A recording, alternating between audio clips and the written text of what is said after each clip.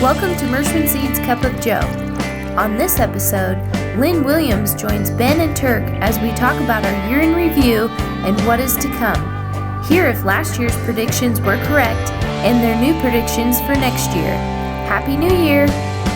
Welcome to this week's episode of Merschman Seeds Cup of Joe. It's a new year. Happy New Year.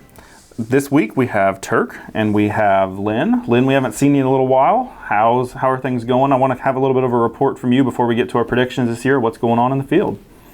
Been traveling the countryside the last couple weeks, visiting with dealers. We're definitely getting into what I would call the peak time of our sales season. Had a really good fall for guys to get some work done. A lot of tiling going on out there, a lot of terrace projects going on. Just some, probably some overall upkeep, maintenance stuff that guys haven't been able to get done throughout the last couple of years because falls haven't been quite as favorable. So a lot of stuff getting done. The caveat would be orders were a little bit slower because of that, because everybody was working on, last year's projects to get that done. So didn't really talk about seed quite as soon as what we would personally like to, but hey, they're rolling in now. So been visiting with dealers, going over the outcomes of a lot of our production, a lot of our testing, really spreading the good news that we have about the soybean lineup for this year. A lot of excitement on that end too. There's some products that performed extremely well, all across the countryside. So it's been a very fun year for selling. It's been a challenging year because of the time side of it, but we're getting it done and we're moving forward pretty quick.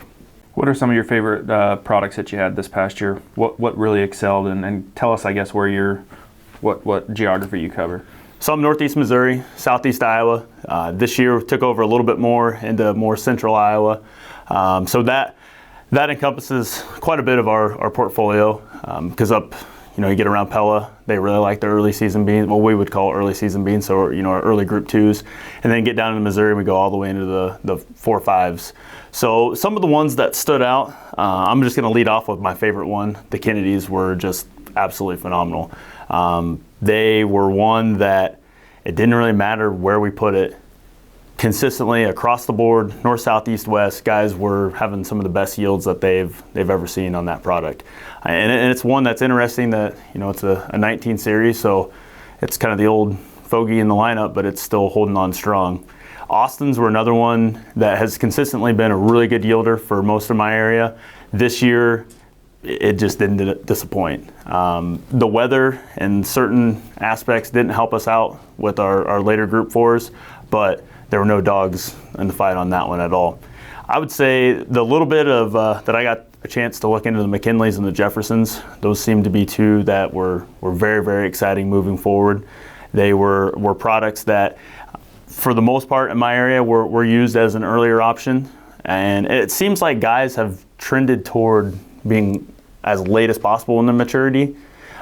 These beans were put maybe where they were a little bit on the early side and performed extremely well. So I'm pretty excited to be able to give guys a multiple package, from an early to a late, be able to cover all of our bases. And not saying that we couldn't do it before, but some of the other products, maybe we're just a little bit more specific into our placement. And now, I feel like if it's in the planter, it can go wherever we need it to go, and I'm not worried about having any issues. So, yeah, it's definitely been a fun fall, hasn't it? So with that, I think we're going to roll into what last year's predictions were, and we're going to start off with Turk's prediction. Turk, you said that we would be able to sell new crop corn for $5 and new crop soybeans for $12. I think we achieved that, didn't we? I think we did. Probably missed it a little ways, but yeah. So we have awesome prices to match some of another one of that week actually rolls into Joe's predictions. Joe predicted that we would have higher input costs, and he also said that we would probably be seeing more marginal ground coming into play for total production acres, and he hit on higher phosphate and potash prices as well as part of that higher input costs. So you and Joe have A pluses when it comes to what your predictions are for last year. How'd you do, Ben? Well, I predicted that fungicides and overall input would increase as the dollar figures increase for what farmers are getting. And I think that there probably were a few more farmers. I'd give myself a B just because I don't want to give myself an A. I don't want to grade myself. But I would say that the fungicides probably did play a bigger role this year. For sure. I think the guys that haven't used them probably tried using them. I think that we probably saw more foliars applied this past year. I think we're having more guys pay attention to what they need to drought proof themselves. I think they're paying attention to their fertility programs a little bit closer. So I think for the most part, the fungicides were pretty big. So overall, we did okay on what our predictions were for last year. With a few more available dollars, it helped spend those extra dollars to maximize production. Correct.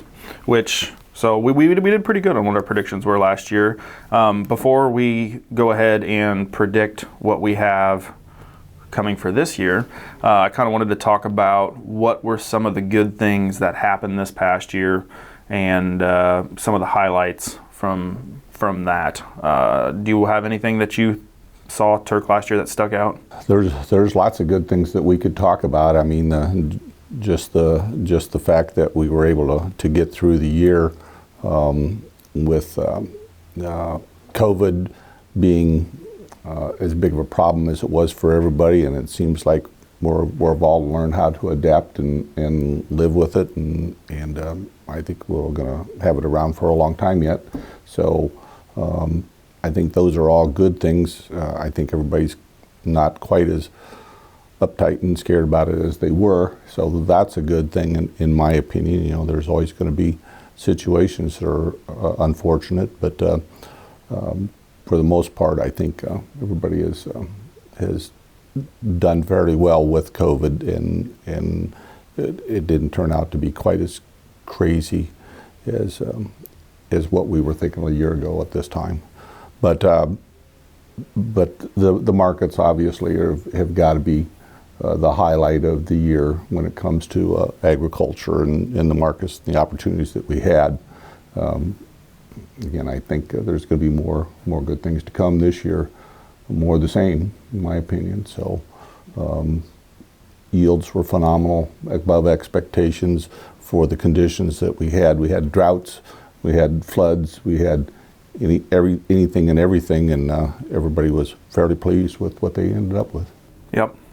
And I think I can build on that, I guess, just a little bit, because that was one of the things that I had highlighted. And one of the things that Dr. Sartorius from Iowa State, who is their lead when it comes to, he's in the agronomy department, but he works with a lot of modeling. Mm-hmm. And if you go to the Iowa State Forecast and Assessment of the Cropping Systems, which is what they call ISU FACS, one of the things that he talked about at the ICM conference is that I'll have Alex pull up this overlay, but what you're looking at is 2 different years. You're looking at 2021 soil moisture, 2020 soil moisture, and what the 1984 to 2020 average is.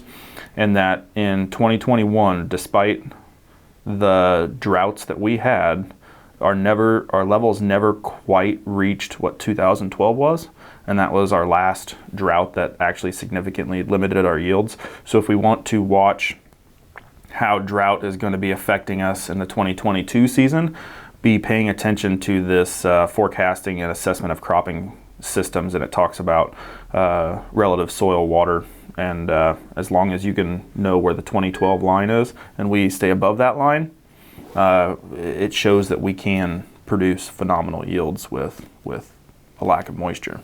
So I thought that was interesting. We had another year of lots of first trials with data that say traits don't equal yield. I think we've hit that so hard home on Cup of Joe that traits do not equal yield. It's the products and the germplasm and placing the right product on the right acre that makes the most sense. It's not extend, flex, extend, enlist versus LLGT27. Not one of them is 2.4 bushel better than any of the others. They are all equal in yield, and that is what we need to have.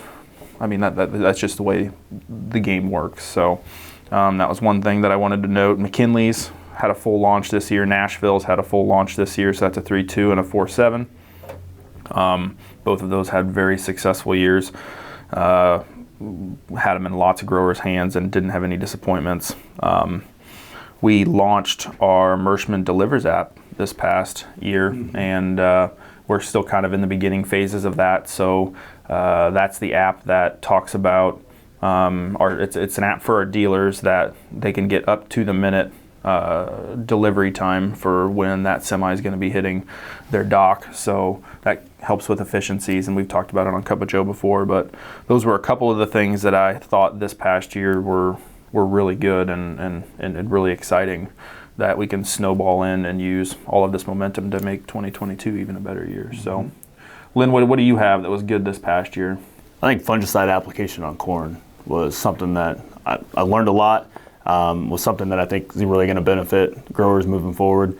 When we could deal with tar spot specifically, I think that's something that we need to keep an eye on and move forward with our plan of action, or having a plan of action on that, because it's something that we're not going to just get rid of. So there was stuff on the Stein side that we saw really good results to. Certain hybrids performed well and in the presence of that inoculum. And then just the fungicide research that's coming out, both from a yield standpoint, and then just taking care of the plant throughout the end of the growing season was pretty exciting to see how different products worked and how we have tools in our toolbox to be able to mitigate that. There's nothing out there that will eradicate it once we have it, but we definitely found some stuff that was able to protect our yield and be able to get to harvest and not have complete abject disasters. Yep, being able to mitigate some of those stresses.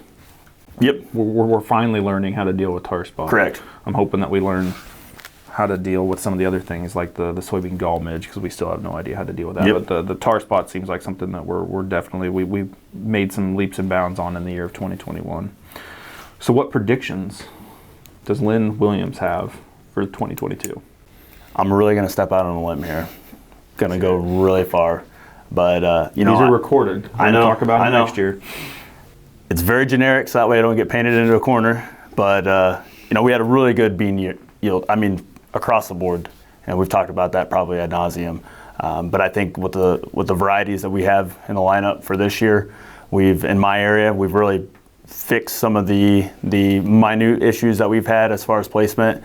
I just don't see any reason why we're going to have a smaller bean crop in my area than we've had before. Like, we've got to go up. There's only one way on that direction. So I'm predicting a big bean yields next year. Good deal. Turk? My predictions are going to be tied to what's going on in the markets just a little bit. And we can't really talk about markets without talking a little bit about the weather. And right now, what's driving the weather or the markets is the weather, especially in South America. If you look at South America, it looks like the U.S. last year. Southern Brazil is extremely dry. Northern Brazil is extremely wet going into harvest. And so the markets are reacting to that right now. And so my prediction is that we have higher prices coming for both corn and soybeans. I think it'll be very similar to last year. You'll have the opportunity to sell $6 corn off the combine, and you'll have the opportunity to sell $15 beans off the combine if you take advantage of it. That's considerably higher than where they're trading right now, but I think you will have those opportunities. I think it's very important that people keep an eye on that. Everybody knows what their input costs are. They've got all their inputs locked in right now. They know where they're at. They know where their bottom line is, and we are at profitable levels and need to start talking about that. So. Yep. $6 corn, $13 beans. $15 beans. Off the combine. Off the combine. Okay.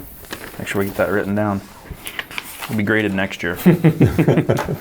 So my prediction is just as weak as Lynn's is. I know. Because I don't want to get painted in a corner. But with some of the things that we have shown our customers on, or our viewers anyway, on Cup of Joe, about 3 weeks ago or 4 weeks ago, we had a lot of experimentals and lots of plots and a lot of experimentals that we will be bringing in to our seed production this coming year, and that will be in our dealers' hands selling at this time next year. And I'm extremely excited, and I think that we have a phenomenal bean lineup this year, but my prediction is that it's only going to get better. We have products in the late group 1s that we are going to be moving forward with phenomenal advancements. We have products in the mid group 3s that we will be moving forward with that I think are going to be making advancements.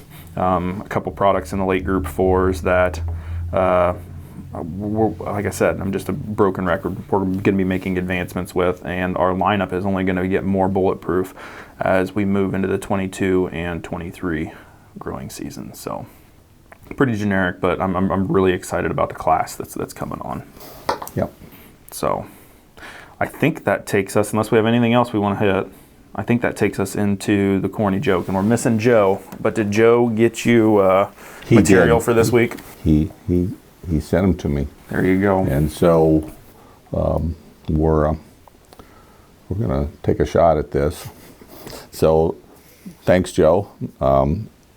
So Ben, what's big and gray and doesn't matter? I have no idea. And irrelevant. Irrelevant. That's a good one, Joe. Okay. This is kind of a appropriate one for the conditions outside right now. What do you call a snowman with abs? No idea. An abominable snowman. That was a tongue twister. Both of those were tough for this year, or this week. So I want to thank everybody for watching this week on Cup of Joe. You can catch it on podcast if you don't have time to sit down and watch on YouTube. We want to thank everybody for viewing this week, and always as supporting Merschman Seeds. And hope you had a Merry Christmas, and you will be having a Happy New Year and a very successful 2022.